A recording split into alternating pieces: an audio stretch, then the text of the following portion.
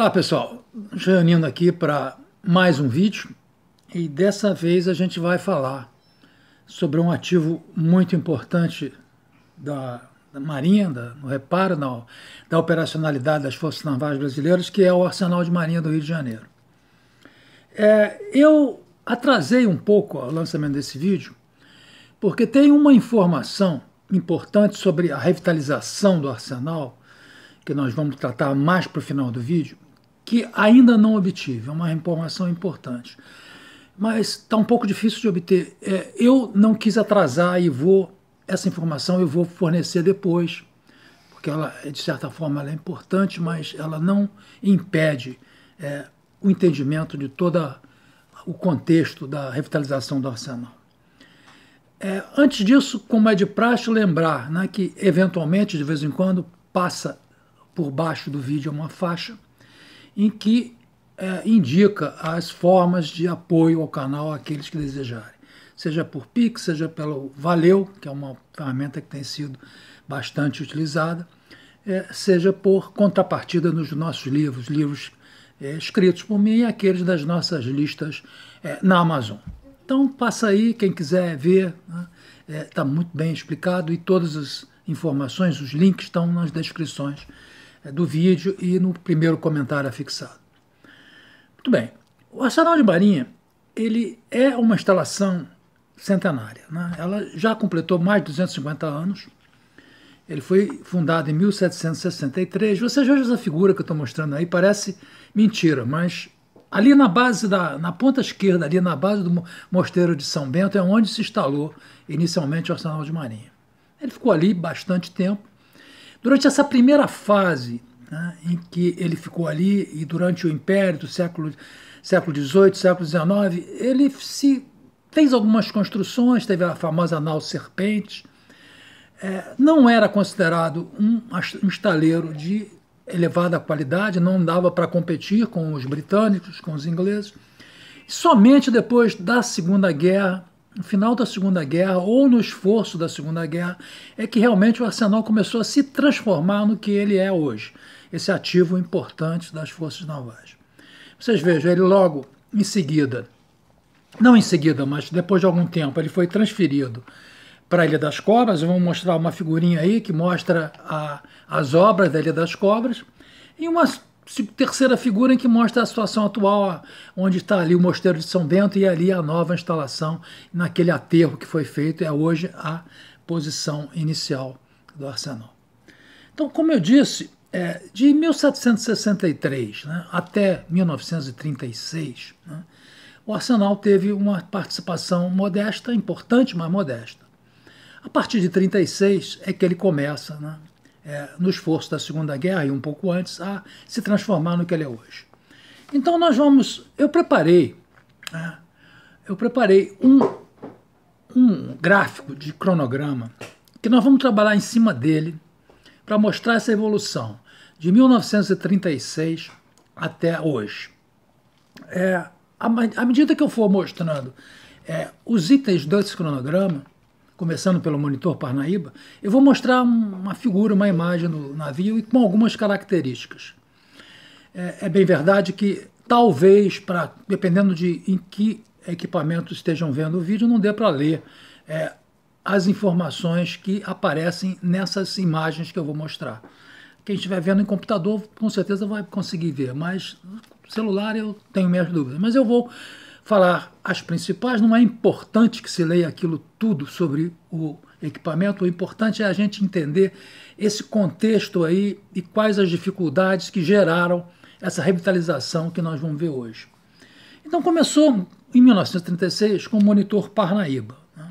Um navio que serviu a Marinha por bastante tempo e tem um deslocamento de 620 toneladas, um deslocamento padrão de 620 e 720 toneladas carregado. Né? Tá aí uma figurinha dele, ele serviu em Ladário, esse monitor serviu até pouco tempo e hoje ele é um dos navios museus da Marinha Brasileira.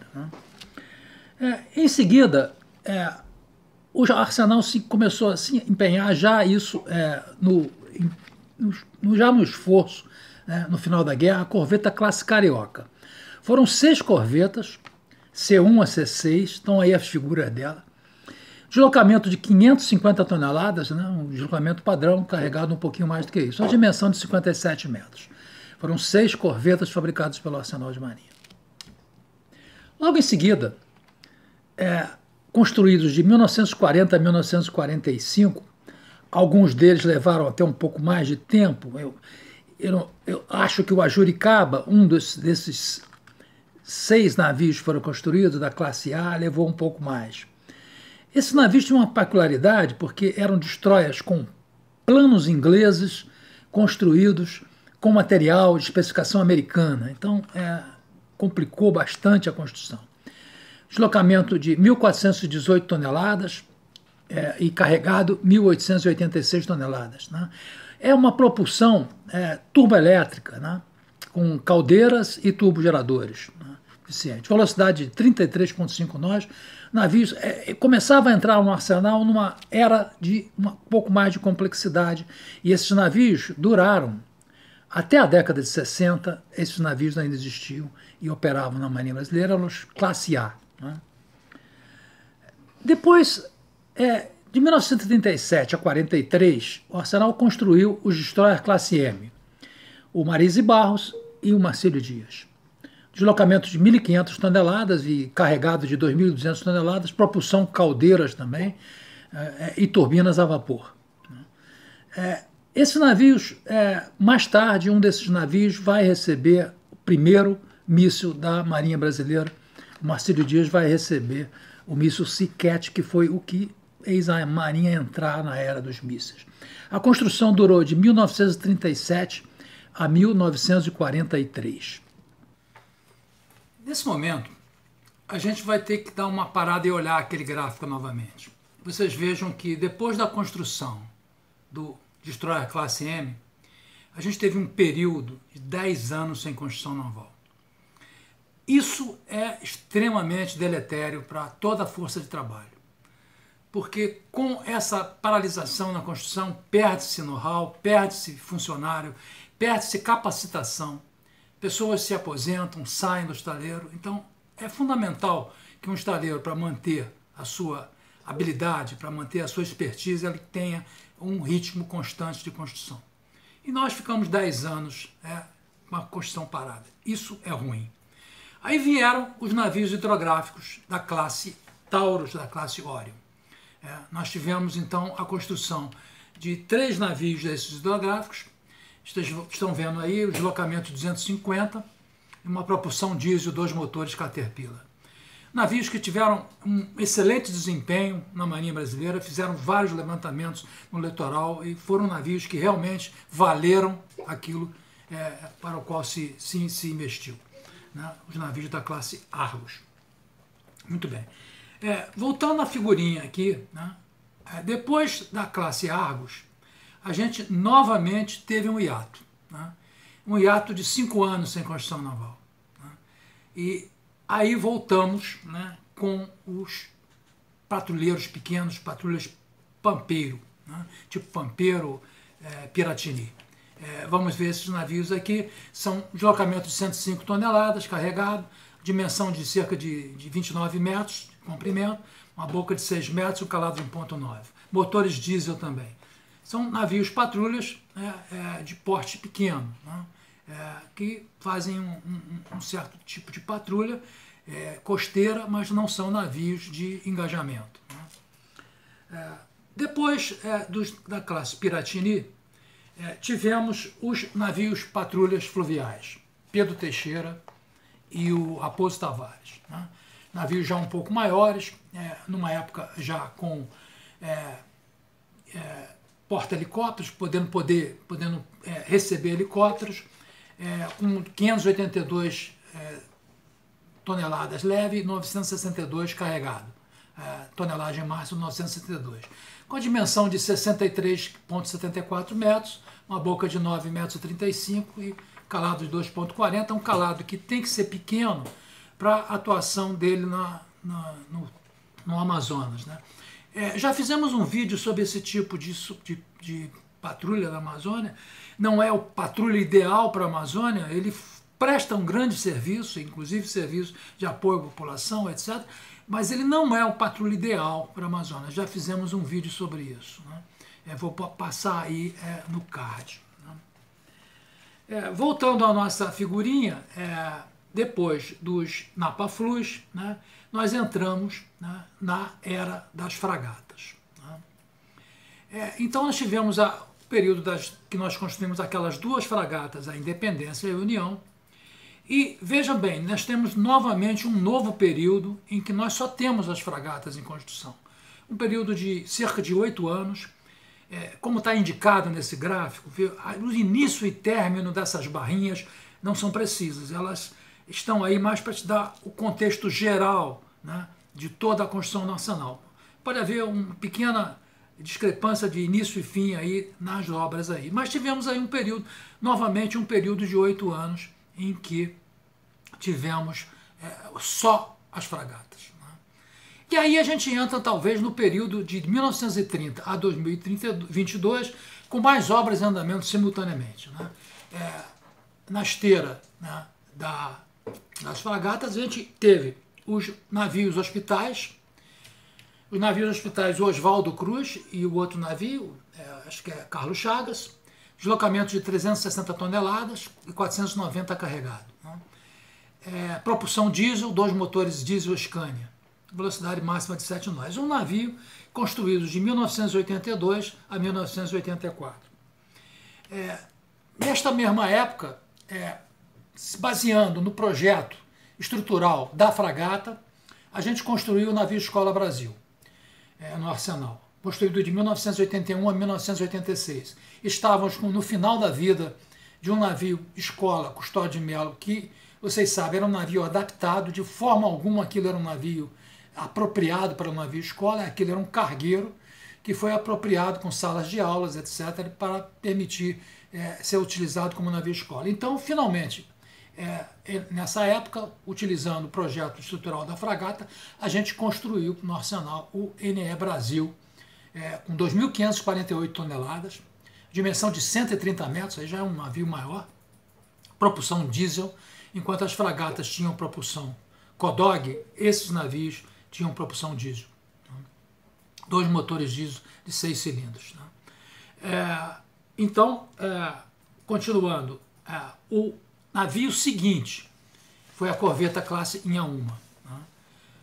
Projeto do Arsenal, projeto da Ingeprom, projeto brasileiro, deslocamento de 1970 carregado, foram 2 corvetas, a classe Inhaúma, era a Inhaúma e a Júlio de Noronha, propulsão CODOG, Combined Diesel or Gas, da mesma forma que as nossas fragatas, com turbinas a gás e 2 motores diesel fazendo aquela combinação que a gente já falou aí em vários outros vídeos.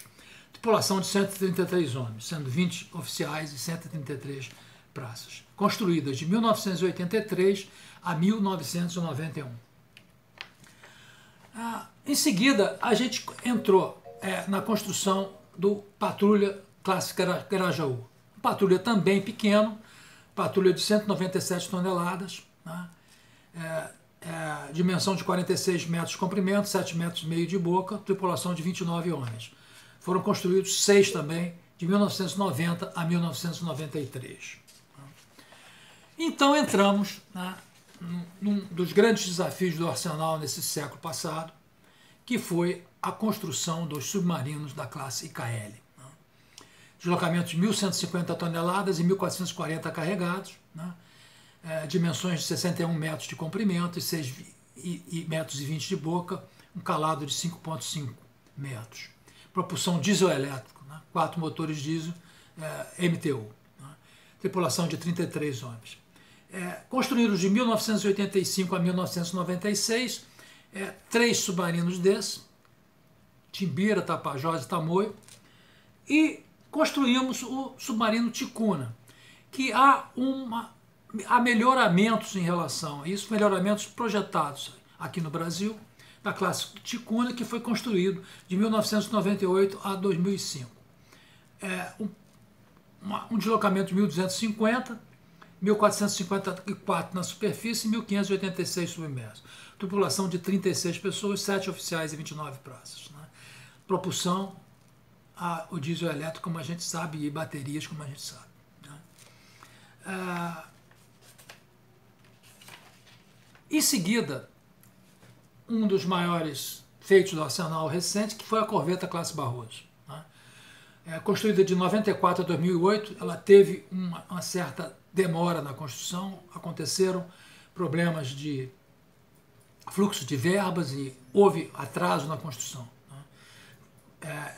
De 1.785 toneladas, 2.350 carregado, propulsão CODOG, combinação de diesel e gás, como a gente já viu aí. Né? Uma tripulação de 145 homens, sendo 25 oficiais e 125 praças.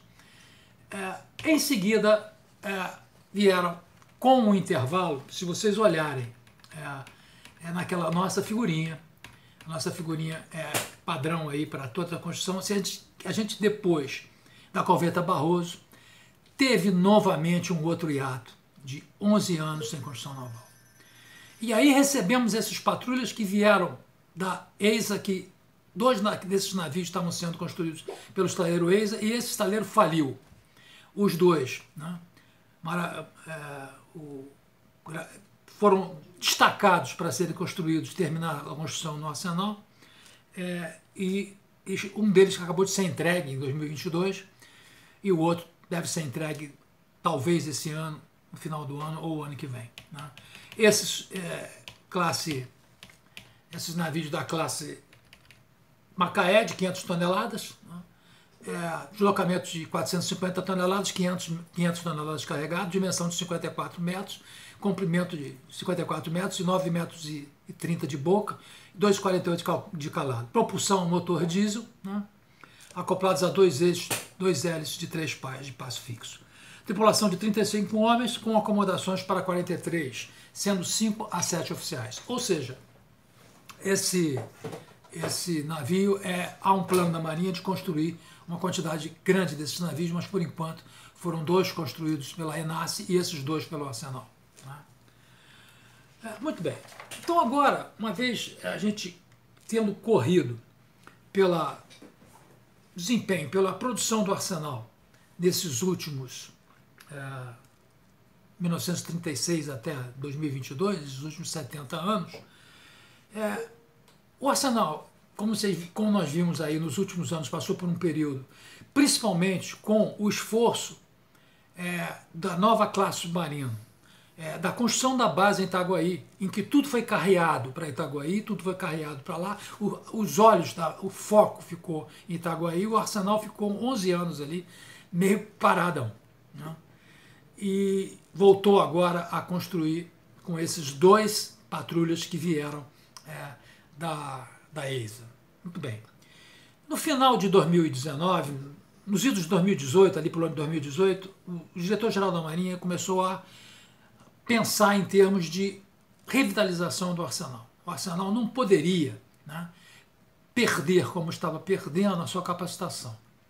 Então, estabeleceu um plano de revitalização baseado em 4 alicerces: controle de qualidade, a otimização de contratos, a coordenação de obras, uma otimização na coordenação de obras e o reparo naval. Esses slides que eu vou mostrar daqui para frente nesse meu vídeo, uns 8 slides, eles são adaptados de uma palestra do almirante Vieira da Cunha de Menezes, que era, na época, em outubro de 2020, o diretor-geral do material da Marinha, ao qual o Arsenal é subordinado, que ele fez no Clube Naval em outubro de 2020. Então, esses foram os alicerces da revitalização. Né? Porque o que se estava pensando também nisso aí? É que com o Arsenal, na época do governo Collor, houve uma mudança no regime de contratação, que o Arsenal contratava pela CLT. E o Arsenal, contratando pela CLT, ele usava os seus serviços extramarinha, ou seja, ele fornecia serviços extramarinha para armadores. Esses serviços entravam no caixa do Arsenal e, como ele tinha um regime de contratação por CLT, ele podia manter salários do seu pessoal competitivos na indústria naval. Mas em 1990 houve uma lei, houve uma mudança no regime e assemelhou os funcionários do Arsenal, dando estabilidade a funcionários públicos. No primeiro momento, para os funcionários, isso talvez tenha sido uma boa coisa, eles ganhavam a estabilidade, mas acontece que com a dificuldade, com as crises que ocorreram daquele período para cá, com a dificuldade orçamentária de se autorização para novos concursos, você não renovava a sua força de trabalho. E não renovando a sua força de trabalho, o que acontece? Ela envelhece, ela se aposenta e você perde o conhecimento. O conhecimento das pessoas é o maior capital do estaleiro. Então, a Marinha, nessa época, em 2018, um dos focos também foi pensar em como resolver isso. Como otimizar, dentro desses 4 pilares, o reparo e a construção do arsenal e como resolver o problema da perda da capacitação do pessoal. Todos sabem que o Arsenal de Marinha tem uma escola de formação de pessoal. Muito bem. Então, o que se pensou em relação a isso? Na melhoria desses processos com foco naqueles 4 pilares.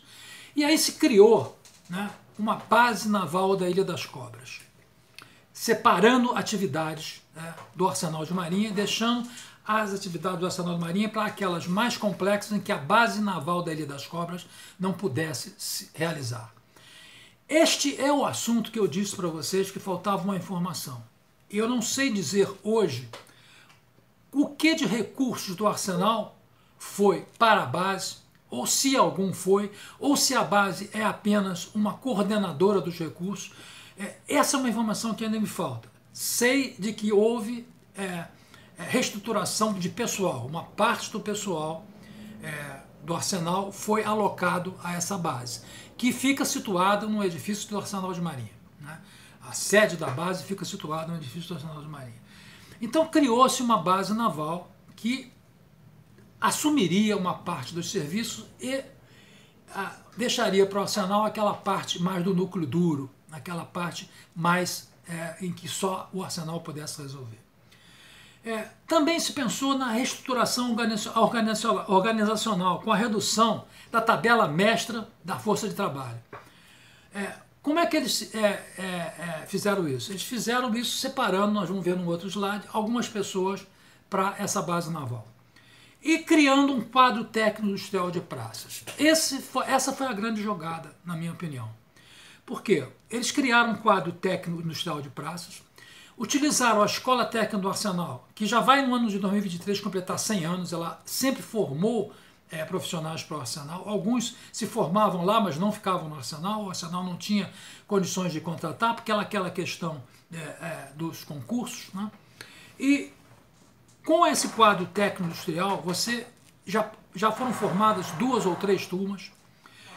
Os praças, criou-se uma nova carreira para os praças de técnico industrial, na qual eles vão absorver essa capacitação, essa tecnologia que está na mão de pessoas que são civis, que daqui a algum tempo já estarão saindo do Arsenal por aposentadoria ou por morte. Então, esse quadro técnico visa receber esse conhecimento.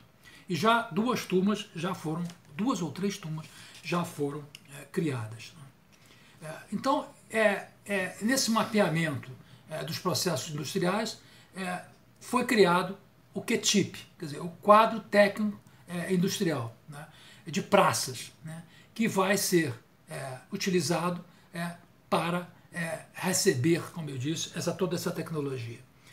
O terceiro pilar foi a coordenação de obras. Eles transformaram todo o gerenciamento numa gerência de projetos e criaram 4 subgerências. As outras diversas subgerências que existiam no Arsenal, se não me falha a memória, eram 8 ou 10 subgerências, se resumiram em 4. Reparos de submarinos, construção naval, reparos de navios de superfície e reparos de obras extramarinha. Aquelas obras que a Marinha faz para terceiros, não da Marinha, e que, para isso, ela engorda o seu caixa. O quarto pilar seria o pilar do reparo naval. Ou seja, a Marinha permitiu que fossem realizados, deu flexibilidade à Força Naval para que fizessem reparos com a base industrial de defesa. E quando ela não tivesse condições de executar, então seriam executados ou pela base naval da Ilha das Cobras ou pelo Arsenal de Marinha. É exatamente essa divisão entre a base naval da Ilha das Cobras e o Arsenal de Marinhas que é uma informação que eu ainda vou ficar devendo, porque eu estou atrás disso, conversei com outras pessoas, inclusive Felipe Salles, né, que é meu parceiro aí em muitas dessas conversas, e ele também não conseguiu ainda descobrir isso. Nós estamos correndo atrás para ver isso. Então, a criação da base naval da Ilha das Cobras foi ativada, a BNIC, em dezembro de 2020. Vocês têm aí uma figurinha que vejam a BNIC e a UAMRJ, e no meio alguma coisa comum entre eles, alguma coisa que entrelaça entre a BNIC e a UAMRJ. Aquilo que a gente falou sobre a força de trabalho. Essa era a força de trabalho antes da reestruturação, antes da criação da BNIC. Vocês vejam aí a quantidade de pessoas, tinham 1.041 servidores civis, 915 militares de carreira, pessoal da Ingeprom, militares, pessoal da FEMAR. Esse era o quadro técnico que existia, a força de trabalho que existia antes da criação da BNIC. Com a criação da BNIC, ficou o AMRJ Industrial com 1.206 e a BNIC com 927. É dividido entre militares e civis. E aí já se incorporando praças que já fizeram o curso, já estão habilitadas a trabalhar como técnicos industriais. Então, o que falta a gente descobrir aqui nesse arranjo da base naval da Ilha das Cobras e no Arsenal de Marinha, é se houve transferência de recursos, de oficinas, para ser considerada como base e ser considerada como recurso arsenal. Isso eu ainda não entendi direito. Tá? E nós vamos buscar essa informação e passo ela em seguida, ou pela comunidade, ou faço um pequeno vídeo para complementar essa informação. Porque o que se pretende é exatamente que o arsenal tenha uma revitalização e que não seja deixado ao ostracismo em função de a gente ter transferido todos os nossos esforços para Itaguaí.